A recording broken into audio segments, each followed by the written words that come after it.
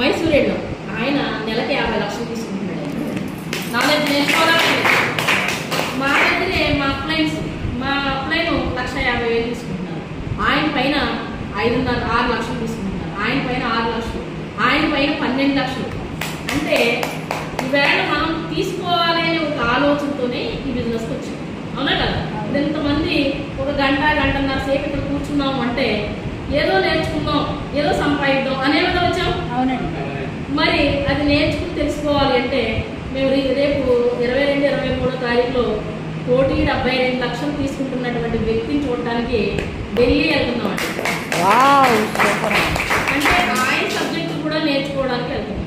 ఎందుకు అని అంటే ఏం చెప్తాం, ఆల్రెడీ 50 లక్షలు ఆయన చూసాం, మరి 1,72,00,000 ఆయన కూడా చూడాలిగా. నిజంగా ఆయన ఎంత తీసుకుంటున్నాడు, ఎలా చెప్తాడు క్లాసు, 3 రోజుల క్లాసు. ఢిల్లీ వెళ్తున్నాను. ఆ ఢిల్లీ వెళ్ళడానికి కూడా రీజన్ ఏంటి అంటే యాక్చువల్గా నాకు హిందీ ఇంగ్లీష్ రాదు, కానీ హావభావాలు అర్థమవుతాయిగా. అర్థమవుతాయి కదా? Super madam. అంటే ఇంగ్లీష్ చాలా వరకు అర్థమవుతుంది, ఎక్స్ప్లెయిన్ చేయలేనేమో కానీ మ్యాక్సిమం నాకు అర్థమవుతుంది. బట్ ఇంకో విషయం ఏంటంటే 1,72,00,000 ఆయన తీసుకుంటున్నాడు కదా, నేను 5 లక్షలు ఇన్కమ్ పెంచుకోవాలని వెళ్తాను.